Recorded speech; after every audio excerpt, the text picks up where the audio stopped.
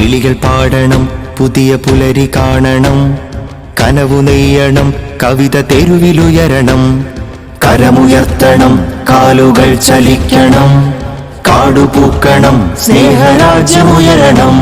ഭയം ഭരിച്ചിടും കാലസന്ധികൾക്കുമേൽ ഭാരമുള്ള വാക്കു ചേർത്ത ദണ്ഡു പതിയണം. ഭയം ഭരിച്ചിടും കാലസന്ധികൾക്കുമേൽ ഭാരമുള്ള വാക്കു ചേർത്ത ദണ്ഡു പതി. അസ്സലാമു അലൈക്കും വറഹ്മത്തുള്ളാഹി വബറകാതുഹു. അറിവിൻ പൂനിലാവിന്റെ കുടുംബാംഗങ്ങൾക്ക് ഹാർദമായ സ്വാഗതം. അബ്ദുസ്സലാം ബാഖവി ഉസ്താദ് അവറുകൾ കഴിഞ്ഞ ദിവസം SKSSFന്റെ ആദർശ സമ്മേളനത്തിൽ വെച്ചുകൊണ്ട് ഞെട്ടിപ്പിക്കുന്ന വെളിപ്പെടുത്തലാണ് നടത്തിയിട്ടുള്ളത്. ഇസ്ലാം ഒരിക്കലും തീവ്രവാദത്തെ അനുകൂലിക്കുന്നില്ല. ഇസ്ലാം തീവ്രവാദത്തെ വെറുക്കുന്നു. അതുകൊണ്ട് തന്നെയാണ് NDF ആയും പിന്നീട് പോപ്പുലർ ഫ്രണ്ടായും രംഗത്ത് വന്നപ്പോൾ അതിനെ പിന്തുണയ്ക്കാൻ മുസ്ലിം സമുദായത്തെ കിട്ടാതിരുന്നത്. യഥാർത്ഥത്തിൽ NDF അതിന്റെ തലപ്പത്തും അതിന്റെ ബുദ്ധികേന്ദ്രവും വഹാബികൾ തീവ്രവാദത്തെ പ്രോത്സാഹിപ്പിക്കുന്നവരാണ്. തീവ്രവാദത്തിന് വേണ്ടി എല്ലാ ഒത്താശകളും ചെയ്തുകൊണ്ടിരിക്കുന്നവരാണ്. തീവ്രവാദത്തിലൂടെയാണ് വഹാബിസം വളർന്നു വന്നിട്ടുള്ളത്. വഹാബികളുടെ നേതാവായ ഇബ്നു അബ്ദുൽ വഹാബിന്റെ ചരിത്രമെടുത്ത് പരിശോധിച്ചു നോക്കിയാൽ ഇബ്നു അബ്ദുൽ വഹാബ് രംഗത്ത് വന്നത് ഇസ്ലാമിന്റെ തൗഹീദ് ശരിയല്ല, അതനുസരിച്ച് ജീവിക്കുന്നവർ മുശ്രിക്കുകളാണ്, അതുകൊണ്ട് തന്നെ അത് പൊളിച്ചെഴുതണമെന്ന് പറയാൻ വേണ്ടിയാണ്. അവനെ എതിർക്കാൻ വേണ്ടി വന്നത് അവന്റെ കുടുംബത്തിൽ നിന്ന് തന്നെയാണ്. അവന്റെ പിതാവും അവന്റെ സഹോദരനും അവനെതിരെ ശക്തിയായി പ്രതികരിച്ചു. അവരെയും അവൻ മുശ്രിക്കുകളാക്കി.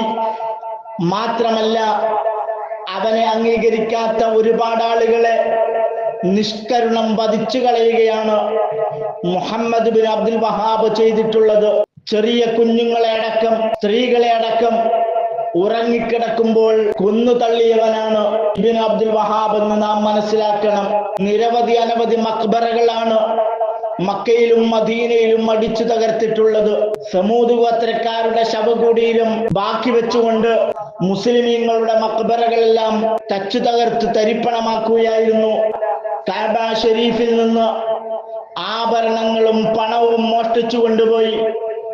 റൗള ഷരീഫിൽ പോയി അവിടെയുള്ള സ്വത്തുക്കളെല്ലാം മോഷ്ടിച്ചു കൊണ്ടുപോയി. അതൊക്കെ മുസ്ലിമീങ്ങളുടേതാണ്. അവരുടെ സ്വത്തുക്കളും ജീവനും അപഹരിക്കുന്നത് ഹലാലാണെന്ന് പ്രഖ്യാപിച്ചുകൊണ്ട് മദീനയിലും മക്കയിലുമുള്ള റസൂലുള്ളാഹി സ്വല്ലല്ലാഹു അലൈഹി വസല്ലമ തങ്ങളുടെ പേരക്കുട്ടികളെയാണ് അവൻ കൊന്നൊടുക്കിയത്. നിരവധി പണ്ഡിതന്മാരെയാണ് അവന്റെ നേതൃത്വത്തിൽ കൊന്നൊടുക്കിയത്. അവിടെ മുതലാണ് ബ്രദർഹുഡായും അൽ ഖ്വയ്ദയായും മറ്റു പല പേരുകളിലും തീവ്രവാദ സംഘടനകൾ മുളച്ചു പൊന്തിയത്. അതിനവർക്ക് ആവേശമായി മാറിയത് ഇബ്നു അബ്ദുൽ വഹാബാണ്. ഇബ്നു അബ്ദുൽ വഹാബിന്റെ മാതൃകയാണ് അവർ സ്വീകരിച്ചു പോന്നത്.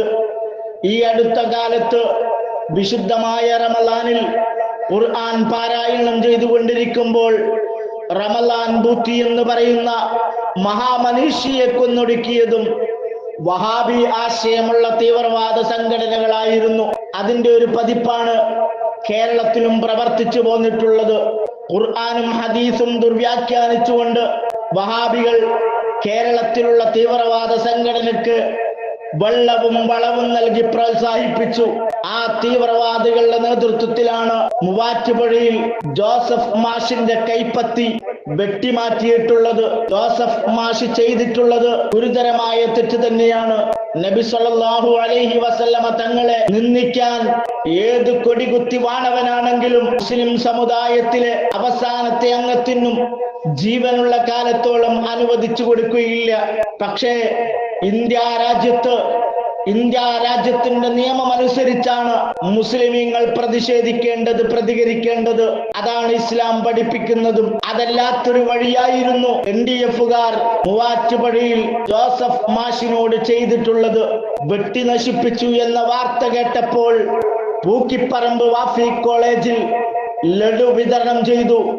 2010 ജൂലൈ 4 മൂവാറ്റുപടി ജോസഫ് മാഷിന്റെ കൈപ്പത്തി NDF-കാർ വെട്ടിയ സംഭവത്തിൽ ആഹ്ലാദം പ്രകടിപ്പിച്ചുകൊണ്ട് ഹക്കീം ഫൈസിയുടെ വലം കൈയായ ഇബ്രാഹിം ഫൈസി റിപ്പണാണ് തന്റെ പൂക്കിപ്പറമ്പ് വാഫി കോളേജിൽ വെച്ച് ലഡു വിതരണം നടത്തിയതെന്ന സത്യം വെളിപ്പെടുത്തുകയാണ് സലാം ബാക്കവി മുക്കം ചെയ്തിട്ടുള്ളത്. അദ്ദേഹം ആ സംഭവം വെളിപ്പെടുത്തുന്നില്ല എങ്കിലും ചരിത്രം പരിശോധിക്കാൻ അദ്ദേഹം പറയുന്നുണ്ട്, ഡേറ്റും കൃത്യമായി പറയുന്നുണ്ട്. ഇനി ഹക്കീം ഫൈസിക്കോ റിപ്പൺ ഇബ്രാഹിം ഫൈസിക്കോ അത് ശരിയല്ല, അതിനു വേണ്ടിയല്ല ഞങ്ങൾ ലഡു വിതരണം ചെയ്തത്. ജോസഫിന്റെ കൈപ്പത്തി വെട്ടി മാറ്റിയതും ലഡു വിതരണവുമായി യാതൊരു ബന്ധവുമില്ല എന്ന് അവർക്ക് തെളിയിക്കാൻ പറ്റുമെങ്കിൽ അതവർ ചെയ്യേണ്ടതാണ്. സലാം ബാക്കവി പറഞ്ഞിട്ടുള്ളത് ശരിയല്ല എന്ന് തെളിയിക്കേണ്ട ബാധ്യത അവർക്കുണ്ട്. അല്ല എങ്കിൽ സലാം ബാക്കവിയോട് അതിന് തെളിവ് ആവശ്യപ്പെടേണ്ട ബാധ്യതയെങ്കിലും അവർക്കുണ്ട്. അതവർ ഇതുവരെ ചെയ്തിട്ടില്ല. എന്തുകൊണ്ടാണ് ചെയ്യാത്തതെന്ന ചോദ്യം ഇവിടെ വളരെ പ്രസക്തമാണ്. നമുക്ക് സലാം ബാക്കവിയുടെ പ്രസ്താവന കേൾക്കാം. അതിനായി ഞാൻ വഴിമാറുകയാണ്.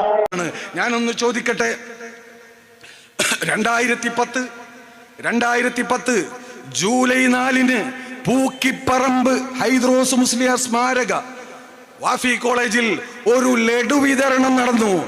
എന്തിന്റെ പേരിലായിരുന്നു? എന്തായിരുന്നു ആ ലഡു വിതരണത്തിന്റെ പിന്നിൽ? ഞങ്ങളിപ്പോൾ അത് പറയുന്നില്ല.